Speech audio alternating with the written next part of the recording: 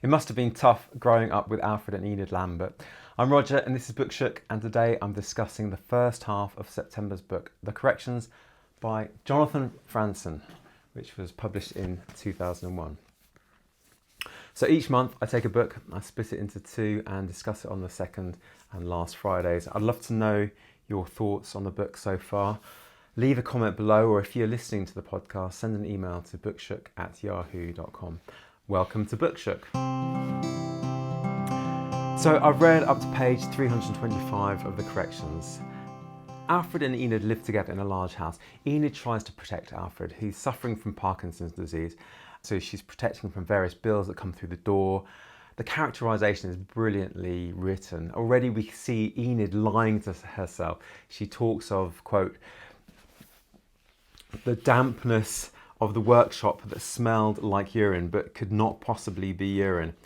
A few pages later we hear that the only dust-free objects in the room were the wicker love seat, a can of Rust-Oleum and some brushes, and a couple of Euban coffee cans, which despite increasingly strong olfactory evidence, Enid chose not to believe were filling up with her husband's urine, because what earthly reason could he have with a nice little half bathroom not 20 feet away for peeing in a Euban can?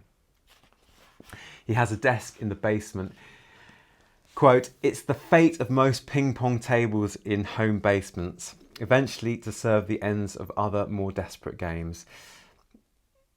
After Alfred retired, he appropriated the eastern end of the table for his banking and correspondence.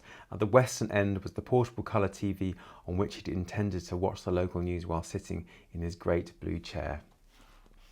Lovely little details about the ping pong table there. Now, Alfred worked in engineering for the Midland Pacific Railroad, that's sometimes called Midpac. And when he retired, he, quote, after a lifetime of providing for others, he needed more than just comfort. He needed a monument to this need. So he went alone to a non-discount furniture store and picked out a chair of permanence, an engineer's chair. A chair so big that even a big man got lost in it. A chair designed to bear up under heavy stress. And because the blue of its leather vaguely matched the blue in the Chinese rug, Enid had no choice but to suffer its deployment in the family room. I love that free indirect discourse, the after a lifetime of providing for others. Whose opinion is that? Is that Alfred's? It's not the narrator's. This narrator is very observational. It reminds me a little bit of Jane Austen, quite old-fashioned, but I'm enjoying it so far. Now, Alfred's only real joy is seeing his children. It's happening at the weekend, but he's confused and starts packing his suitcase, even though it's only Thursday. They meet their son, Chip, at the airport, and Chip used to be an academic before he was fired for an indiscretion, and we know him as a writer. He seems to be a bit of a layabout. He still remembers being spanked by Albert as a child and thinks, quote, he knew Alfred underneath to be a shouter and a punisher. Now we learn Edith has a bad hip, and they go from the airport to Chip's apartment block, and we really get a feel for Edith's character. She's mightily impressed with the fact that Chip's classmates are doing so well in life. Quote, he and his wife just had their fourth child. I told you, didn't I? They built that enormous house out in Paradise Valley. Al, didn't you count 8 bedrooms? Alfred gave her a steady, unblinking look. Chip leaned on the door close button. Dad and I were at the housewarming in June, Enid said. It was spectacular. They'd had it catered and they had pyramids of shrimp. It was solid shrimp in pyramids. I've never seen anything like it. I love that reference to a solid shrimp pyramid, as if the thing of value that she took from the house, that's the main thing of value that she took from the housewarming. Not the value of any friendships she may have formed, but just this very impressive shrimp pyramid. She goes on, quote, anyway, it's a beautiful house, Enid said. There are at least 6 bedrooms, and you know, it looks like they're going to fill them. Dean's tremendously successful. He started that lawn care business when he decided the mortuary business wasn't for him. Well, you know, Dale Driblett's his stepdad, you know. And she blathers on, without Chip getting a word in edgeways. Now Julia, his girlfriend, is at the flat and is checked over by Enid. She has to leave, and Chip asks her whether she has read his script or given it to Eden, I presume a film producer of some sort. She objects to the academic opening of his script and the male objectification of the female lead, and then she leaves. And he chases after her, and he bumps into Denise, his sister, and also a chef. He asks her to, quote, hold the fort while he tries to get Julia back, but to also try to make changes to the script. Amongst other corrections, which are sure to happen in this novel, I wonder whether his desire to correct this script gives the novel its title. We go back in time and learn of Chip's life as an academic teacher and how a student called Melissa tried to seduce him. A bit like the plot in his screenplay. Now, Chip is lonely. He goes to New York from Connecticut. Quote, "Every sidewalk in lower Manhattan was dotted with the metallic squared spirals of anti-theft badges. The badges were bonded to the wet pavement with the world's strongest glue, and after Chip had bought some imported cheeses, he did this every time he visited New York to be sure of accomplishing at least one thing before returning to Connecticut. And yet it felt a little sad to buy the same Baby Gruyere and Fournier Lambert at the same store. It brought him up against the more general failure of consumerism as an approach to human happiness." Now, a new theorist in the department called Vendler O'Fallon is making him feel insecure about his job. He finally succumbs to Melissa's advances, understanding that he is flouting the regulations that he helped write, and he spends carnal nights with her at a hotel and takes drugs. Afterwards, he feels really guilty and a lot of shame. Then we flip back to the present. Denise and Chip's brother Gary discuss wanting their parents to sell their house. It appears Alfred and Enid are a bit hard up, and Alfred has care needs. And we hear the story of Alfred's employment as a train engineer. It's a bit of an info dump, a lot of telling rather than showing.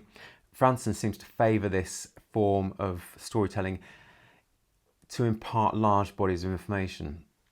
So Enid and Denise are at Chip's flat. Enid tells Denise that she has a letter offering $5,000 for one of Alfred's patents, but he is not being, quote, aggressive enough, I assume, in accepting or counter-offering. Denise is on her father's side on the matter, so Enid doesn't tell her she's actually hidden his acceptance letter to try and extract a bigger fee. Now, Enid asks Denise if she'll come for one last Christmas at their family home in St. Jude. And then we cut to Chip feeling very unhappy about being forced to resign from his post at college due to his relationship with Melissa, but failing to be properly depressed. Quote, "He felt as if he lacked the ability to lose all volition and connection with reality, the way depressed people did in books and movies. It seemed to him, as he silenced the TV and hurried into his kitchen, that he was failing even at the miserable task of falling apart." Now, Chip gets a job as a proofreader with Julia Frey's husband, who's called Doug. He's a mergers and acquisition specialist. And then he meets Julia through his sister Denise. Julia is an assistant to this Eden lady, who's actually a film producer. Now, we have a lot more telling when we hear about Julia's husband, the Deputy Prime Minister of Lithuania. Chip is desperately trying to get his script, called The Academy Purple, produced into a film and bumps into Eden Procuro and her family at a fish shop, as he's comically trying to conceal a very large fish he accidentally bought. He feels he's not in a position to discuss his script and is talked at. He gets chatting with Eden's young husband, who is into bioengineering and is excited about a new type of squash. And then we go back to the party that Chip left in New York. Enid is telling all her friends Chip works for a law firm, which Denise says is misleading. And then we go back to Chip. He's trying to chase Julia without success, and now he's trying to get to Eden to maybe ask her to ignore the first monologue in his script and cut the too many, according to Julia, references to breasts. When he gets to her office, Eden says in her blunt way that his relationship is over. Quote, "It is absolutely over, and I'm thinking you might enjoy a little change of scenery." She brings him into her office when who should be sitting there but Gitanas, which is Julia's husband and the Deputy Prime Minister of Lithuania.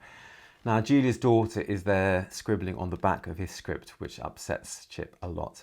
The Lithuanian politician Gitanas asks Chip if he wants to work for him by posing as a satisfied American customer in the sale of Lithuania's sand and gravel assets to American investors.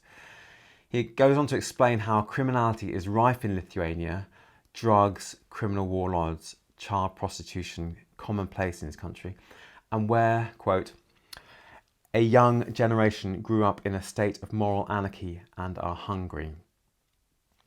Now, I'm just going to pause here because I find it problematic knowing that Lithuania is a flourishing and modern European country in 2022.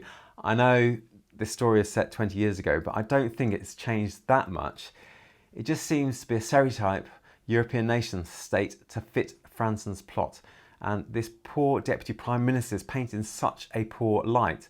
He has, quote, crooked teeth and bad posture, hands stubby and unmanicured, and he, quote, crossed his arms in the wound-up European style, his fist jammed into his armpits. It's such a stereotype of the typical European. Why couldn't Franz use an imaginary nation state to create his othered country as a contrast with America? What do you think? Now, Chip is quite excited about escaping New York, especially since his script idea has failed. In a typically academic way, he's excited by the, quote, prospect of getting on a plane and putting 5,000 miles between himself and the nightmare of his life in New York City. What made drugs perpetually so sexy was the opportunity to be other. And the idea of being other excites him. Just as an aside, the portrayal of Lithuania seems to be othered by the author. I don't think even 20 years ago Lithuania was anything like this portrayal. I think that he's using the country as a kind of joke country where everything is othered and backward, as I said. A quick Wikipedia of Lithuania reads, quote, Lithuania is a developed country with a high-income, advanced economy ranking very high in the Human Development Index. It ranks favourably in terms of civil liberties, press freedom, internet freedom, democratic governance and peacefulness. Lithuania is a member of the European Union, the Council of Europe, Eurozone, the Nordic Investment Bank, Schengen Agreement, NATO and OECD. It participates in the Nordic Baltic 8, MB8, regional cooperation format and is a permanent observer of Nordic Council. I feel like he's exploiting a legitimate country to make a humorous point in his book. What do you think? Do you find it a bit too much, this portrayal of Lithuania? I think an imaginary state would be much funnier. Anyway, back to the narrative, and we go back in time to hear how close-minded Enid is, a little bit more. How she liked her nice society and how it upset her that, quote, her children didn't want the things that she and all her friends' children wanted. Her children wanted things radically, shamefully other things. Now I'm thinking, yes, that's interesting, but how is Enid's conservative, closed-minded, suburban attitude going to affect the narrative or her children? They're all grown-up adults now. The narrator seems to be doing loads of Enid bashing. For what purpose? Is it just humour? Hopefully it'll be worthwhile and Enid's retrograde attitudes will have an impact on the lives of others and the ongoing narrative. We hear of Enid's shock at Denise getting married to the Canadian Emile and then divorcing 5 years later. She equates the marriage to the onset of Alfred's Parkinson's. She was not keen on Emile. Now Gary, Edith's son, has confided in Enid that Denise is currently having an affair with a married man. This immorality has angered Edith, but she can't come right out and say anything because she does not want to betray Gary's confidence. And then we cut to Gitanas. He's purchased Lithuania.com and by, quote, sending just $100, for example, an American investor could have a street in Vilnius, no less than 200 meters in length, named after him. For $5,000, the Free Market Party company would hang a portrait of the investor, minimum size 60 centimeters by 80 centimeters, includes ornate gilt frame, in the Gallery of National Heroes at the historic Slapalai House. For $25,000, the investor would be awarded perpetual title to eponymous town of no fewer than 5,000 souls and be granted a modern hygienic form of droit de seigneur that met most of the guidelines established by the Third International Conference on Human Rights. Chip comes back from Gitanas' office and finds his family are not there anymore. Denise has taken Alfred and Enid to the pier where their Nordic Pleasure Lines cruise sets off. Now Denise promises she'll help to persuade Gary to join them for perhaps one last Christmas at St. Jude's. Then we have Chip joining Gitanas in a flight to Helsinki. Now, I hope Gitanas didn't know about their affair all along and is kidnapping him. Maybe this is all a ruse. His description of his country did seem very unlikely. Now, he recalls how Julia ditched Gitanas and Gitanas did surveillance on her and has a CD of photos. Chip tells him not to look at them and it is revealed that Chip was Julia's lover and Gitanas is enraged. Then we cut to Gary Lambert, worried about his mental health. He's the president of Centros Bank. He makes photographic enlargements in a darkroom as a hobby. And I think that his mix of chemicals to create a visual image may be related to the concern he has on the mix of chemicals in his brain, serotonin, etc., to create his mental image of the world. Quote, Gary was nothing if not conscientious. As he entered the darkroom, he estimated that his levels of neurofactor 3, i.e. serotonin, a very, very important factor, posting 7-day or even 30-day highs. His factor 2 and factor 7 levels were likewise outperforming expectations. Now, perhaps not entirely coincidentally, there is a problem with his chemicals that are creating yellow blobs on the prints he is making of his parents. Enid phones, and there's a brilliant scene where everyone is talking at once and trying to get their point across as Gary speaks to his mother on the phone about whether they'll be able to travel from their home in Philadelphia to St. Jude for Christmas. The last 8 Christmases, Enid and Alfred have come to Gary and Caroline's, his wife, in Philadelphia. And Gary tries to persuade Alfred to sell the patent for a whopping $200,000, but Alfred won't have any of it. Gary is keen for Alfred to increase the offer because he knows Alfred's healthcare may be expensive and he, i.e. Gary, will have to foot the bill. Quote, Gary insisted, if Enid and Alfred ever ran out of money, it would fall to him and Caroline, not to his undercapitalised sister, not to his feckless brother to pay for their care, but he had enough self-control not to spell this out for Alfred. Now, Gary agrees to buy his son's surveillance equipment as a hobby for him. This is Caleb. This is very bizarre. How is this going to be used in Franz's narrative? Gary gets angry with his son when he flips out at immediately not getting the equipment because it's past 6 o'clock. They're really bad parents. And then Gary gets morose and thinks, quote, he survived from day to day by distracting himself from underground truths that day by day grew more compelling and decisive. The truth that he was going to die, that heaping your tomb with treasure wouldn't save you. Now he thinks that Caroline is eavesdropping on him and a marital battle between their 2 states of mental health is exposed. Quote, Caroline slumped on the oaken king-size bed. After she and Gary were married, she'd undergone 5 years of twice-weekly therapy, which the therapist at the final session had declared an unqualified success and which had given her a lifelong advantage over Gary in the race for mental health. Now he gets shouty with Caroline and Aaron, his youngest son, asks him to stop. He feels waves of guilt. His father was also a shouter, but quote, he so frightened young Gary that it never occurred for him to intercede. He worries that, quote, Caroline was on the verge of accusing him of being depressed, and he was afraid that if the idea that he was depressed gained currency, he would forfeit the right to his opinions. He would forfeit his moral certainties. Every word he spoke would become a symptom of disease. He would never again win an argument. Now he thinks about his mind very scientifically, as if he were adding chemicals for photographic processing. Quote, his mental markets, glycemic, endocrine, over the synapse, were crashing. Gary is also a secret drinker of gin. He's possibly got an alcohol addiction.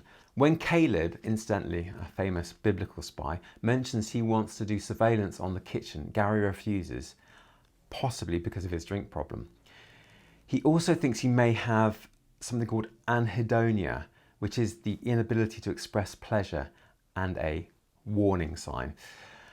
Now this narrator is obsessed by Gary and his navel gazing. What about Caroline and the boys? They don't seem to have as much a voice in this section, and I'm hoping they will.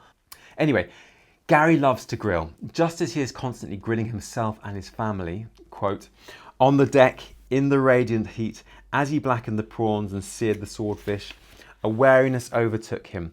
The aspects of his life not related to grilling now seemed like mere blips of extraneity between the poundingly recurrent moments when he ignited the mesquite and paced the deck, avoiding smoke. Shutting his eyes, he saw twisted boogers of browning meat on a grill of chrome and hellish coals, the eternal broiling of the damned, the parching torments of compulsive repetition. Now Gary Googles the company that wants to buy Alfred's patent, and it does appear that it's a hugely wealthy operation. And this makes him believe that Alfred is justified in asking for more than $5,000, i.e. $200,000. But Alfred is resistant. He says, quote, it is moot now. The documents have been notarized. that we, the reader, know that Enid has squirreled away those signed documents in the hope of getting more money. How will this backfire to hilarious effect? I cannot wait to see. Now, they have a huge row over the telephone and Alfred only agrees to come over for 48 hours. Now, Gary is upset by this because he really wants to show off his family and his community. Quote, he'd hoped his parents would stay for an entire week in October. He'd wanted them to eat pie in Lancaster County, see a production at the Annenberg Centre, drive in the Poconos, pick apples in Westchester, hear Aaron playing the trumpet, watch Caleb playing soccer, take delight in Jonah's company, and generally see how good Gary's life was, how worthy of their admiration and respect. And 48 hours was not enough time.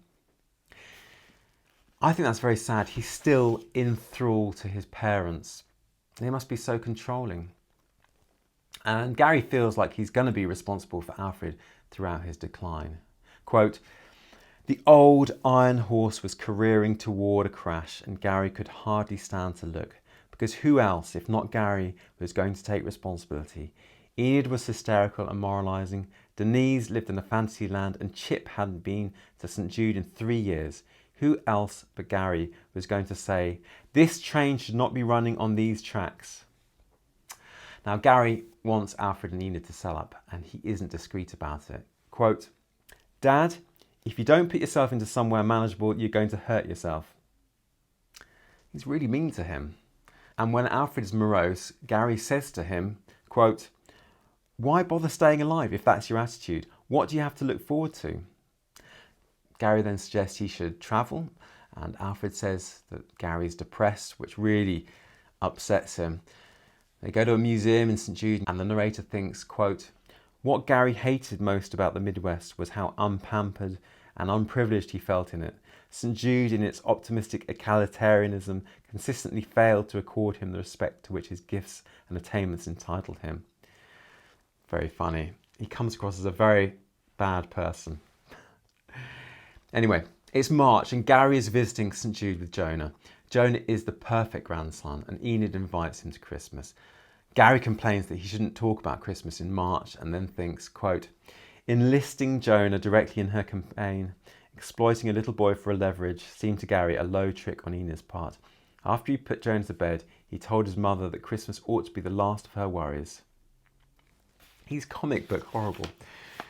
The narrator shows the root cause when they say, quote, his entire life was set up as a correction of his father's life, and he and Caroline had long agreed that Alfred was clinically depressed, and clinical depression was known to have genetic basis and to be substantially heritable. And so Gary had no choice but to keep testing anhedonia, keep gritting his teeth, keep doing his best to have fun. Caroline explains why she doesn't want to spend more than 48 hours with Enid and Alfred in St Jude this Christmas. Quote, the truth, Caroline said, is that 48 hours sounds just about right to me. I don't want my children looking back on Christmas as the time when everybody screamed at each other, which basically seems to be unavoidable now. Your mother walks in the door with 360 days worth of Christmas mania she'd been obsessing since the previous January. And then, of course, where's that Austrian reindeer figurine? Don't you like it? Don't you use it? Where is it? Where is it? Where is the Austrian reindeer figurine? She's got her food obsessions, her money obsessions, her clothes obsessions. She's got the whole 10-piece set baggage, which my husband used to agree is kind of a problem. But now suddenly, out of the blue, he's taking her side. We're turning to the house inside out, looking for a piece of $13 gift store kitsch because it has sentimental value to your mother. It sounds just like a scene out of the Griswold Family Christmas, if you've ever watched it. In fact, a lot of parts of this book remind me of that movie. For example, the inept brother-in-law, the elderly grandparents in their dotage. I digress. We cut to a scene where Gary and Denise are watching a presentation by Curly Abel from Axon Corporation about the benefits of their company's new invention, the correctol process, which can cure degenerative diseases. Hopefully there's some hope for Alfred then. And is that why Alfred was so reticent to squeeze Axon for more money? He knows their invention could help him. And will Enid and Gary's plan to get more money backfire and stop him from being cured? Large investors are wary about investing in Axon, but Gary, quote, saw an opportunity here to make some money and avenge Axon's screwing of his father and more generally be bold where Alfred had been timid. So he tries to invest in as many funds as he is able to in Axon. Now remember, he doesn't know that Enid still has Alfred's signed agreement. He believes Alfred has been screwed by selling his patent for a measly $5,000. Gary's miserable home life means that he's very happy working a 40-hour week, and he'd like it to be more. He'd like it to be 50 hours. And through a number of failures of his colleagues and friends, Gary doesn't manage to get as many shares in Axon as he'd like. So he thinks he's going to go directly to the Axon board and demand 5,000 shares for screwing over an old man in the Midwest, i.e. his father. Now Gary goes on a bike ride with the kids, but only thinks they're being nice and getting him out of the house because Caroline has told them that he's clinically depressed. He's very paranoid. Denise and Gary attend an Axon talk on Corrector, and it has the ability to reprogram the mind, to correct the mind. It's a wonder drug in stage 1 trials, a good few years off the market. Now, I think it's probably just snake oil. I predict a big fall for Gary's finances if he does invest heavily. Does the title of the novel get its name from this wonder drug? It can correct the mind, although there are a lot of characters in the novel that are in need of corrections. Now, Gary approaches the CEO and says that his father should have been offered more money, which the CEO does not agree with. And then Denise softens things and asks the CEO of Axon if their father can be included in trials. She is not opposed to the idea, although the father would have to come at least twice a week for 6 months. And she tells Denise to speak directly with Curly Abel, who's the chief inventor at Axon. When Gary says his family wants to buy 5,000 shares, the CEO laughs in his face and says, quote, "So does everyone in this room." Gary is furious at that. Then Denise agrees to host Enid and Albert in Philadelphia for 6 months if Alfred wants to try the drug testing. It'll also give them a chance to try out Philadelphia, since that's what Gary wants, so that they're closer and he doesn't have to travel such long distances. Enid loves St. Jude though, so it might be difficult. Gary says that he didn't plant the seed of suspicion in Enid's head that Denise is having an affair with a married man. Continuing the narrative, Gary comes home early from work because Caroline is worried that there is a man in a truck opposite their house eyeing it up to burgle. And when he does come home early, nothing seems to be out of place. He makes his famous mixed grill and chokes on some tough meat. There's another reminder of the Griswold family Christmas. Gary is trying to deny his spiralling mental health, just as the character played by Chevy Chase does. Quote, "Dad, are you feeling okay?" Aaron said. Gary wiped his chin. "Fine, Aaron, thank you. Chicken's a little tough. He coughed, his esophagus a column of flame. "Maybe you want to go lie down," Caroline said, as to a child. "I think I'll trim that hedge," Gary said. "You seem pretty tired," Caroline said. "Maybe you should lie down instead." "Not tired, Caroline. Just got some smoke in my eyes." "Gary, I know you're telling everybody I'm depressed, but as it happens, I'm not," the narrator goes on. He understood what was happening away from the table. He was cursing in front of his kids. He was saying, "F this, Caroline, F you whispering. I'm going to effing go trim that effing hedge." Gary is completely losing it. And just like in the movie, he goes out, uses heavy power tools and a ladder inappropriately and ends up getting hurt. He even laughs at himself in a mirror to check he could still do it. After this breakdown, he confesses to Caroline that he is depressed and that they don't need to go to St. Jude's for Christmas as a family, although he may need to go to St. Jude's on his own on Christmas Eve and then come home on Christmas Day, and then they make love. So this is a bit of an epiphany moment for Gary. And then he gets a call from Edith on her cruise, and he feels pangs of guilt for breaking his Christmas promise to visit St. Jude's with the whole family. And then we cut to Enid and Alfred on their cruise. Enid is reflecting on her less than ideal marriage to Alfred and that she always wanted 3 kids. And then we cut to when Enid is pregnant with Denise. Alfred has been made an assistant chief engineer at Midland Pacific Railroad, called Midpac, and the company is considering purchasing Erie Belt Railroad. So Alfred is inspecting all the track from Erie Belt. He's appalled at the Midwestern attitude of the workers there, especially the phrase, "take it easy." Quote, "On the high prairie where he'd grown up, a person who took it easy wasn't much of a man. Now came a new effeminate generation for whom easygoing was a compliment." He compares the Erie Belt Railroad to Midpac, which is much more advanced network, And by day he, quote, feels like a man, but at night he tosses and turns in motel rooms, panicking about the fornication he can hear and blaming everyone for his lack of sleep. On his way home from his 11-day expedition, he gets talking to his banker friend, Chuck Meisner, next door neighbour. Quote, Chuck had grown up on a farm near Cedar Rapids, and the optimism of his nature was rooted in the deep, well-watered topsoil of eastern Iowa.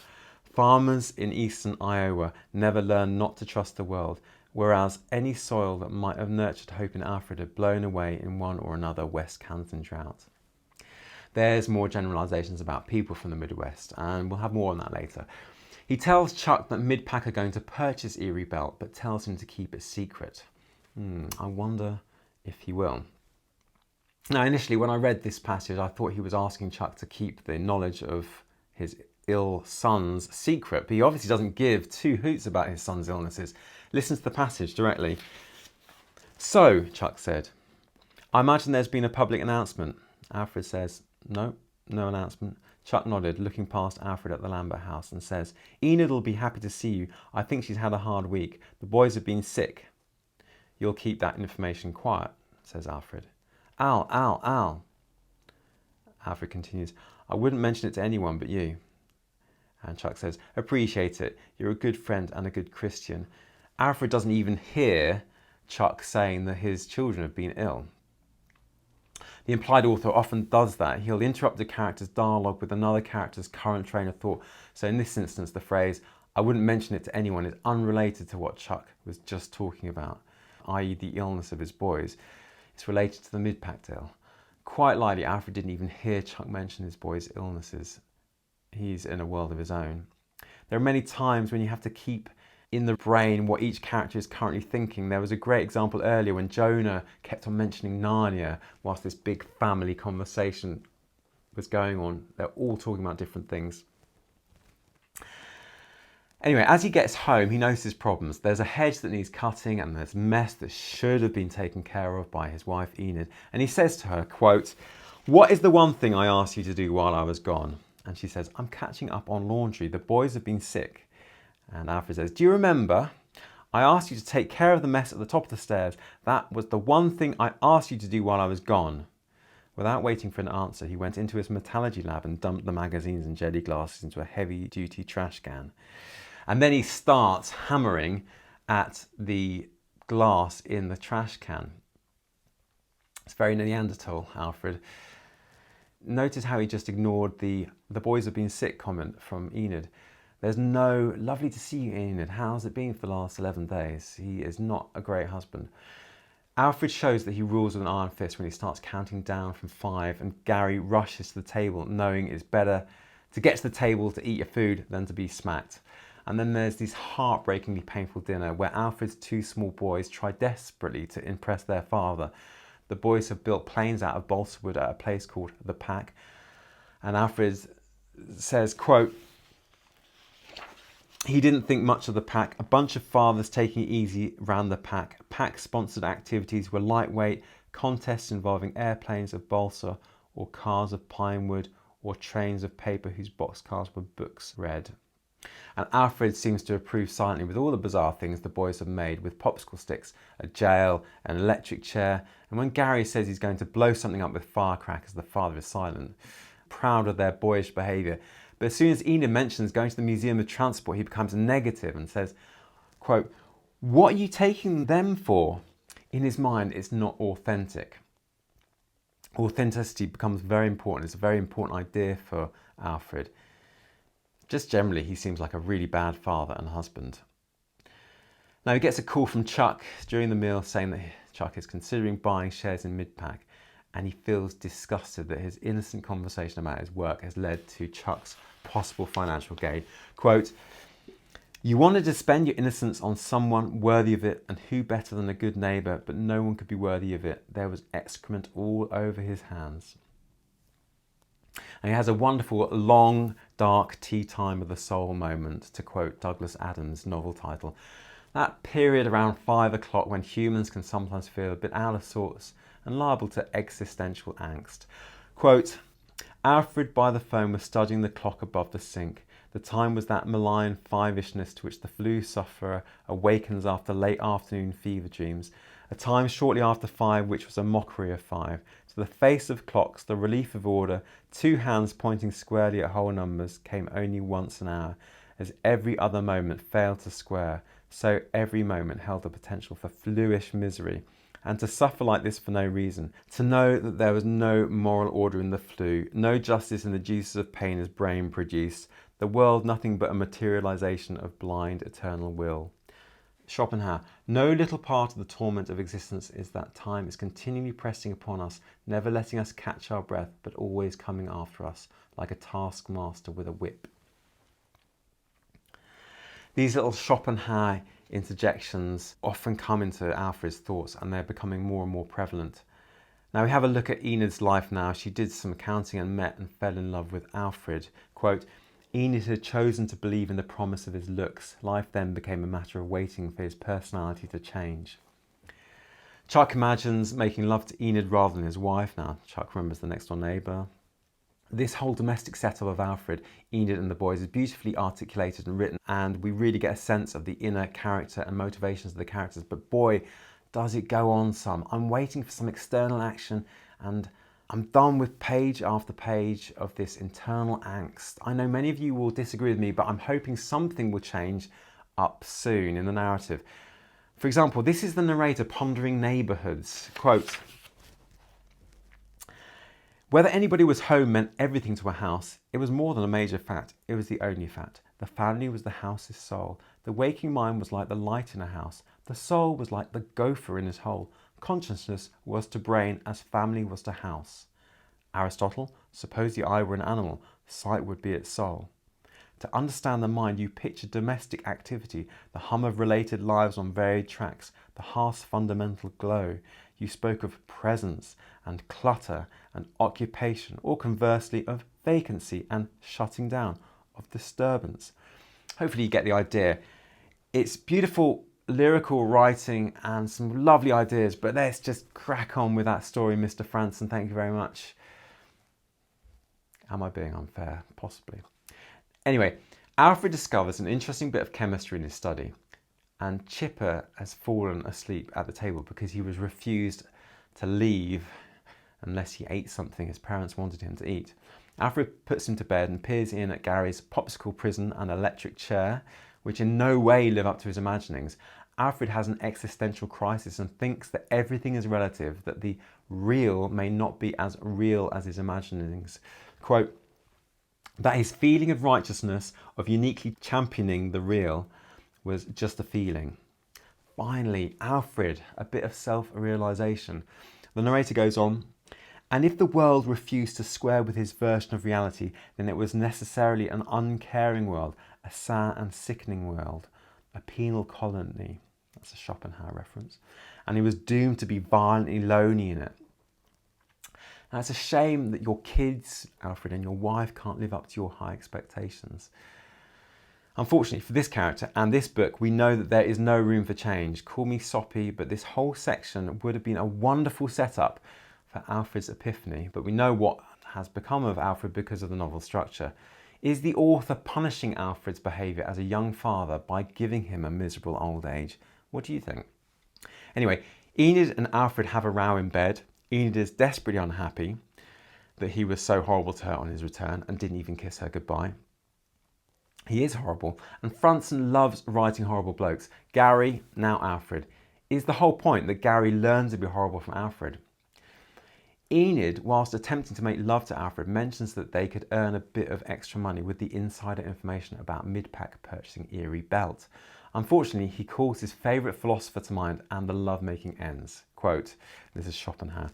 The people who make money are men, not women, and from this it follows that women are neither justified in having unconditional possession of it, nor fit persons to be entrusted with its administration. He makes love to Enid and feels guilty that she is pregnant whilst he performs the act. And so it was inevitable that Denise, when she was older, quote, betrayed him. He then recounts how he makes his afternoon naps his new mistress, and there the first half of the novel ends. So, initial thoughts on reading the first half. I'm enjoying the book so far. Not a huge amount has happened in terms of big plot. We have the question as to how the Christmas at St Jude will pan out. And we've also got the questions about the patent and whether that will go well or badly, and also the insider trading. But there's definitely been lots of amazing descriptions of the characters of the Lambert family. So some interesting questions. Will Chip get Anthea back? Will he make those corrections to his script? Will Denise's hiding of the patent contract backfire?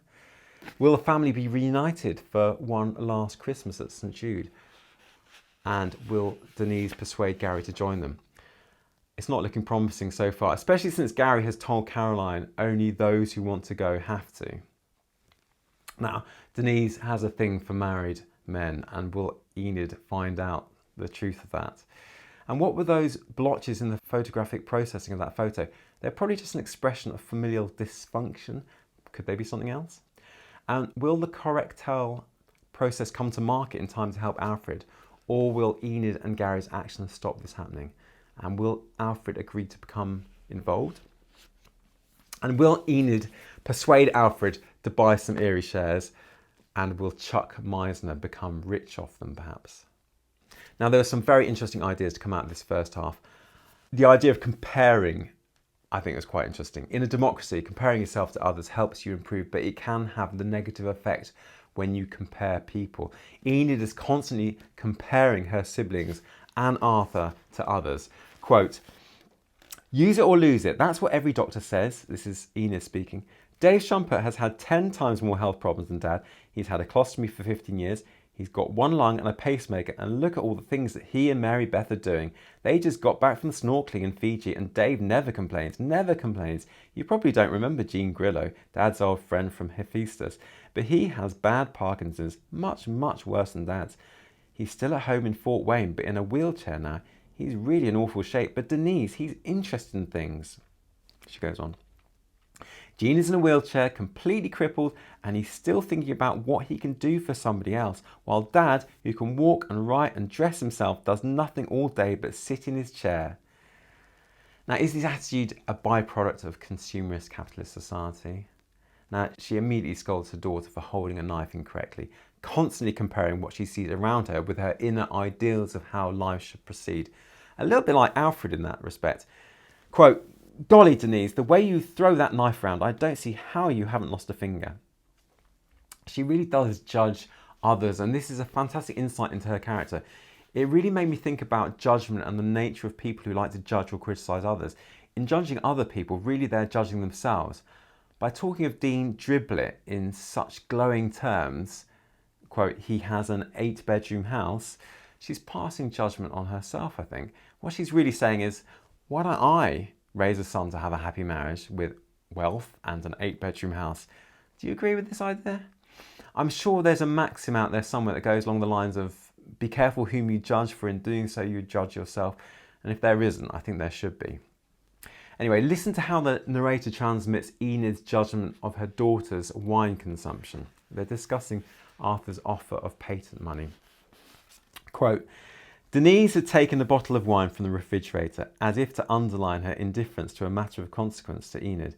Sometimes Enid believed that Denise had disdain for every last thing she cared about. The sexual tightness of Denise's blue jeans as she bumped a drawer shut with her hip sent this message.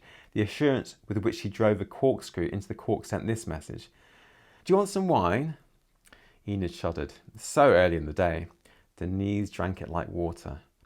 She goes on and she's poured some wine. She says, "That's too much, Denise. I don't like so much wine." She's actually judging Denise by complaining there. This free and direct discourse and her comments about how she doesn't like so much wine judge Maxime in reverse. By judging her own behaviour, she's actually judging Denise's. But is the author overdoing it a bit? Her constant judginess does begin to grate, I think. Another idea prevalent in the novel is the idea of disease. There's some very thoughtful descriptions of Alfred's Parkinson's disease. Quote, "His affliction offended his sense of ownership. These shaking hands belonged to nobody but him, and yet they refused to obey him. They were like bad children." We have this Nordic pleasure lines shoulder bag, and that's a real representation of middle-class malaise, comfort and ease.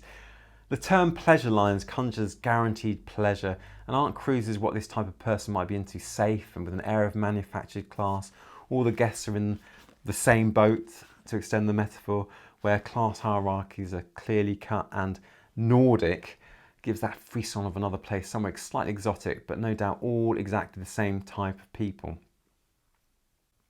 But there's quite a few references to this Nordic pleasure line shoulder bag. It's sort of a bit of a symbol, I think, in the first half. We also have really amazing details in the book and the significance of details. I love how the little details that characters remember really reflect their inner values. Listen to this quote from the narrator about Caroline. We're really inside Gary's head at this point. It's a close third-person narration. Quote, "She was more alone in the world than he was. Her father had been a handsome, charismatic anthropologist who died in a plane crash in Mali when she was 11. Her father's parents, old Quakers who intermittently said 'thee', had left her half of their estate, including a well-regarded Andrew Wyeth, 3 Winslow Homer watercolours, and 40 sylvan acres near Kennett Square, for which a developer had paid an incredible sum." Isn't it interesting that these are the details he remembers of her parents, what they had left her economically, rather than any love or interesting stories about their love for her? And that reference to a well-regarded painting rather than a beautiful painting really shows that he thinks economically about things. Very capitalist, money-oriented personal psychology. And then we have all the hedge cutting, everything to do with hedges. What is it about hedges? Quote, "I'm going to trim that effing hedge." That's just before his major breakdown.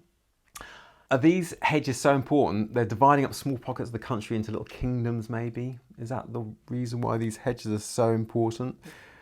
Another really interesting idea to come out of the novel is the American ideal of extraordinariness and how that is flawed thinking. Listen to Gary's thoughts on trying to be extraordinary.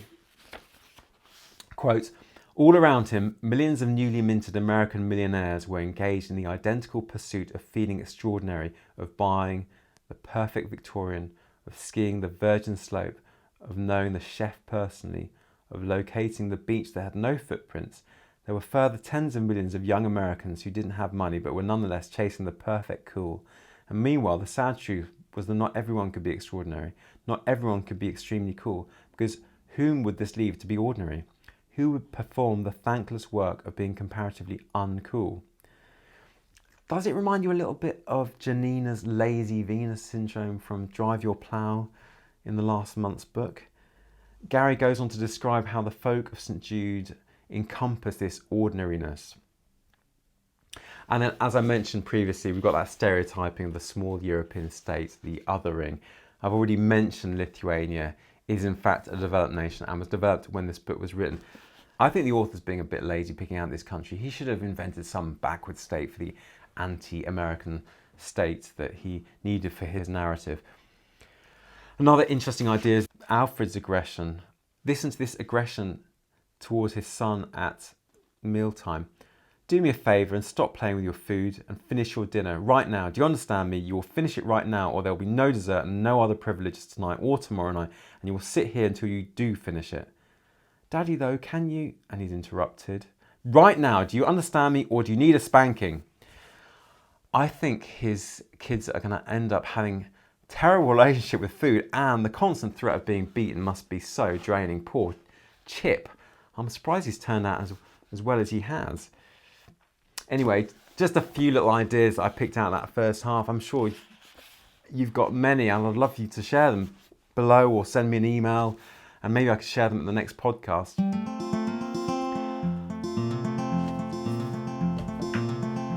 I'd now like to share some of your thoughts on last month's book, Drive Your Plough Over the Bones of the Dead by Olga Tokarczuk. There were some wonderful comments on the web and on Goodreads. Elle said, "This left quite the impression. All I can say is that this novel had maybe the best payoff for any book I remember reading. I absolutely adore Janina Dejeko. Her character just became more and more likeable to me as the story went on. With every new idiosyncrasy revealed, I was increasingly enamoured. By the end, there was really nothing that she could do which would turn me off of her.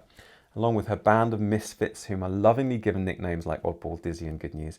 I can guarantee that even if you don't take to her personally, that this is a collection of characters unlike any you've encountered before. And Gibran said, I've thought long and hard what to make of the lead protagonist, one Janina Jajeko, an eccentric woman on the cusp of old age, living in an isolated hamlet surrounded by mountains and forests along the Polish-Czech border. A woman whose love for animals surpasses everything she might feel for her fellow human beings, and who believes that the apparently defenseless animals possess the means and the intelligence to take revenge on the humans who inflict cruelty and death upon them for sports. Janina may be suffering from many ailments, but she's sturdy, mobile, and full of wit. She loves Blake, the champion of animal rights and nature. Every chapter starts with an epigram of Blake's verses and believes in an astrological cosmic order in spite of being godless. Well, you can only be godless if God exists, she'd say. But there's one thing that sets her apart from everyone around her. She's an animal rights extremist without realising it, which is a common characteristic of all kinds of extremists. This novel packs a lot. It is easy to dismiss it as the ravings of a crazy old woman holding up a nasty worldview, a true oddball if there was one, which is something the author foresaw and afforded preemptive defence by arguing that that's because society does not respect old women and take seriously anything they have to say. At another point, she defends her contrasting lack of sympathy for humans who kill animals by holding up the idea of the sanctity of all life, though not very convincingly. However, I still feel the novel takes a very black and white approach in how it deals with hard questions. I wasn't looking for a counter-argument, but a more nuanced narrative that would seek out something more profound, more philosophical than a straight-up denunciation of hunters and, by extended logic, everyone involved in the preparation and consumption of meat as evil people. But there is an argument to be made that the author has designed Janina to uncover the full extent of moral double standards and the sheer hypocrisy of the political as well as religious elite when it comes to these issues, and in doing so has compelled us to ask difficult questions about the nature of hunting versus poaching, or even ethical slaughtering, about the exploitation of nature for commercial greed, about the universal or selective sanctity of life, and about being the only crazy person among all the sane people. Or is it the other way around? So who would you support in a world where innocent animals had the will and the brains to take revenge against the sapiens who kill them without a shred of remorse? Don't answer if you're human, Janina would say. Make of that what you will. Thank you very much for those comments. Thanks very much for listening. If you have any questions or comments, I'd love to hear them. Leave a comment below. Or if you're listening to the podcast, send an email to bookshook@yahoo.com. I'd also love suggestions for future books to read together. Maybe there's been one sitting on your shelf for ages which you haven't got round to reading and you just need that push to get started. Talking of next books, after I publish part 2 of the corrections in 3 weeks, and that's the 30th of September, October's podcast will be all about The Wide Sargasso Sea by Rhys. So get that one at the ready if you can. Also, if you enjoyed this, please give it a thumbs up and subscribe, or give it 5 stars on your podcast app. Thanks. Anyway, I look forward to discussing the final part of the corrections in 3 weeks' time. See you then.